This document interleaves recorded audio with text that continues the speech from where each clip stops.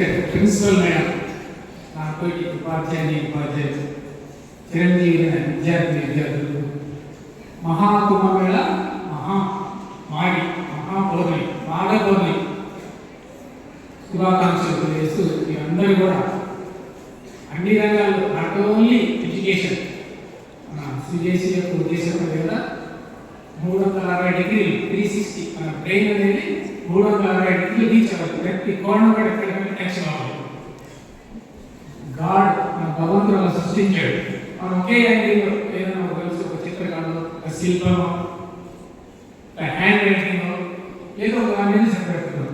But మన brain భగవంతుడు సృష్టించింది 360 డిగ్రీలు టచ్ చేయాలని చెప్పేసి ప్రతి దాంట్లో స్పెషాలిటీ ప్రత్యేకత సృష్టించారు.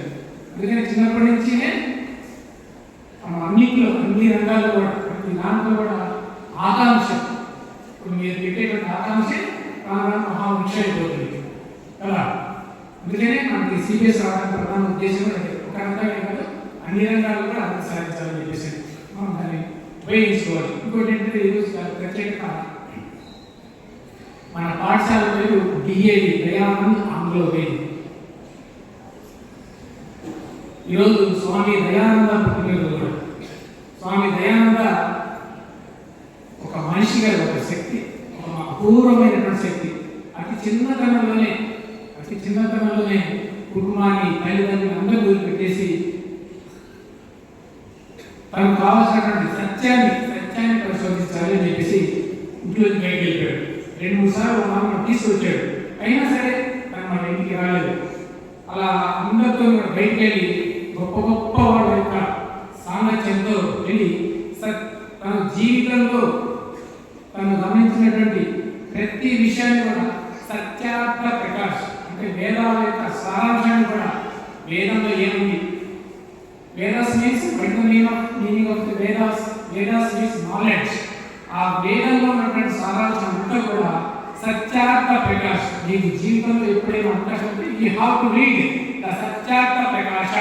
స్వామి దయానంద పుట్టినరోజు ఈరోజు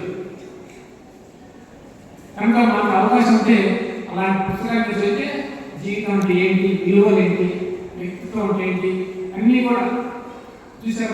మనం ఇంత గొప్పగా మనం చదువుకున్నామంటే ఆయన ప్రవేశపెట్టినటువంటి విద్యాలయం ఇది.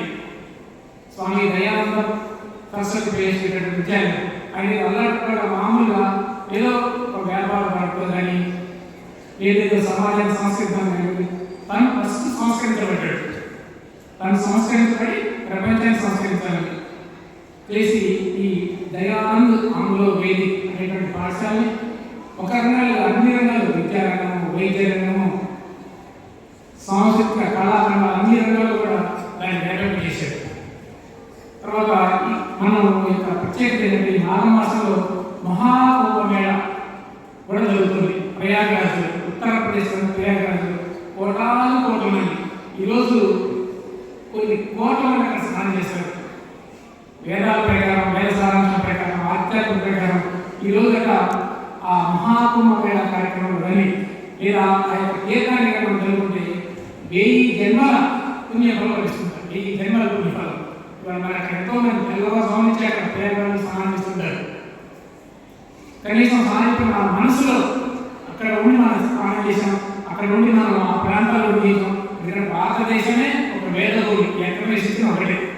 కనుక అందరికీ కూడా అటువంటి పుణ్యఫలాలు లభించాలని, మంచి వ్యక్తిత్వ వికాసాన్ని, పర్సనాలిటీ బాగా అభివృద్ధి చేసుకోవాలని నేను మనస్ఫూర్తిగా కోరుకుంటూ ఈ అవకాశం, ప్రత్యేకించి అవకాశం కలిగినటువంటి ప్రిన్సిపాల్ మాధ్యమానికి కృతజ్ఞతలు. Thank you.